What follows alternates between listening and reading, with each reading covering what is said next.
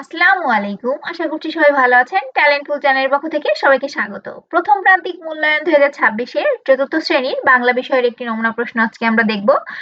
আশা করছি এই ভিডিওটি দেখার মাধ্যমে প্রশ্ন কাঠামো কেমন হবে সেই সম্পর্কে সম্পূর্ণ ধারণা আপনারা পাবেন। প্রথম শ্রেণী থেকে পঞ্চম শ্রেণী পর্যন্ত সকল বিষয়ের সকল নমুনা প্রশ্ন ও তার উত্তর পাওয়ার জন্য চ্যানেলটি সাবস্ক্রাইব করে পাশে থাকবেন। তাহলে আজকে আমরা দেখব চতুর্থ শ্রেণীর বাংলা বিষয়ের একটি নমুনা প্রশ্ন। সময় 2 ঘন্টা 30 মিনিট, পূর্ণমান 70 অর্থাৎ 70 নম্বরের পরীক্ষা হবে। এক দাগে আসবে কবিতা ও কবির নাম সহ প্রথম প্রান্তিকের সিলেবাসের মধ্যে থেকে যে কোনো একটি কবিতা দিবে। আমি দিয়েছি জন্মেছে এই দেশে, কবিতার প্রথম 8 লাইন লিখো। এর জন্য থাকবে ইনবক্স এবং কমেন্টে পাওয়া অনেক অনুরোধের সম্মান জানাতেই অবশেষে শুরু হচ্ছে আমাদের প্রথম অনলাইন গাইডিং ব্যাচ। ইউটিউব ভিডিওতে শেখা যায় ঠিকই, কিন্তু সরাসরি প্রশ্ন করার সুযোগ থাকে না।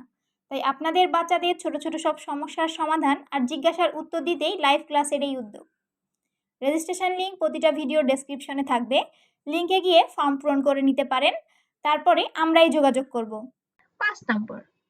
2 দাগে যে কোনো 5টি সংক্ষিপ্ত প্রশ্নের উত্তর লিখো। এখানে প্রতিটিতে 2 নম্বর করে 5টির জন্য থাকছে 10 নম্বর। আমি এখানে 7টি প্রশ্ন দিয়েছি, এভাবে 7টি প্রশ্ন থাকবে, যে কোনো 5টি প্রশ্নের উত্তর করতে হবে। ক, শুভেচ্ছা কি? খ, ক্লান্তি দূর করতে কৃষক কি করেন? গ, নদীতে খেয়া নেই কেন? ঘ, বিহার কি? ও, কে মুক্ত বাতাস কিনতে প্রাণ দিয়েছে? চ, চিলের বাসায় কে কে থাকতো? ছ, ফেব্রুয়ারির 21 তারিখ কি ঘটেছিল? 3 দাগে আসবে যে কোনো 3টি রচনামূলক প্রশ্নের উত্তর লিখো। এখানে 3টিতে প্রতিটিতে 5 নম্বর করে, 3 5 15 নম্বর। এখানে মোট 5টি প্রশ্ন থাকবে, তার থেকে যে কোনো 3টি লিখতে হবে। আমি এখানে দিয়েছি ক, বাংলাদেশের প্রকৃতির কি কি ভালো লাগে? খ, পাখি কেন দিন দিন কমে যাচ্ছে? গ, তোমার অভিজ্ঞতা থেকে প্রভাত ফেরির বর্ণনা করো। ঘ, বৃষ্টির সময় কি করতে ভালো লাগে? ও, ময়নামতি জাদুঘরের প্রাচীনকালের কি কি নিদর্শন রয়েছে? 4 দাগে আসবে যে কোনো 5টি শব্দের অর্থ লিখো। এর জন্য থাকবে 5 নম্বর। এখানে 7টি দেওয়া থাকবে, যে কোনো 5টি লিখবে। চৌচির, গিরি, কোটর, ভগ্নী, মগডাল, খেয়া, সভ্যতা। অবশ্যই কিন্তু প্রথম প্রান্তিকের যে সিলেবাস তার মধ্য থেকেই প্রশ্ন আসবে, তো সেই অনুযায়ী বাসায় প্র্যাকটিস করলে পরীক্ষা আশা করছি কোনো সমস্যা হবে না। 5 দাগে বাক্য তৈরি করো, যে কোনো 5টি। এর জন্য থাকবে 5 নম্বর। বাহাদুরি, শুভেচ্ছা, মুক্ত, নদী, আকাশ, দেশ, ভাষা। 6 দাগে যে কোনো 5টি বিপরীত শব্দ লিখো। এর জন্য থাকবে 5 নম্বর। পছন্দ, সুন্দর, প্রিয়, খুশি, রাত, হালকা, দূর। 7 দাগে আসবে বিরাম চিহ্ন বসাও। এর জন্য থাকবে 5 নম্বর। আমি এখানে দিয়েছি, দেখো। তোমার কলম কি আমায় দেবে? এবার চলো খেলতে যাই। কে ওখানে? এত সুন্দর পাখি?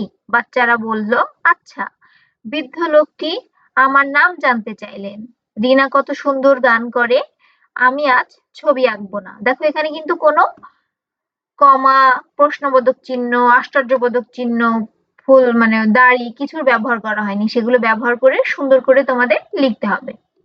8 দাগে আসবে নিচের যুক্তবর্ণ ভেঙে লেখো এবং প্রতিটি যুক্তবর্ণ দিয়ে শব্দ তৈরি করো, যে কোনো 5টি। এখানেও 5টির জন্য থাকবে 5 নম্বর। গয়ধ, কয়ত, উমৈগ, দয়ধ, নয়ম, শয়ঠ, জয়রফলা। 9 দাগে আসবে যে কোনো একটি কবিতার মূল ভাব লিখতে। আমি এখানে দিয়েছি 21 কবিতাটির মূল ভাব লিখো। এর জন্য থাকবে 5 নম্বর।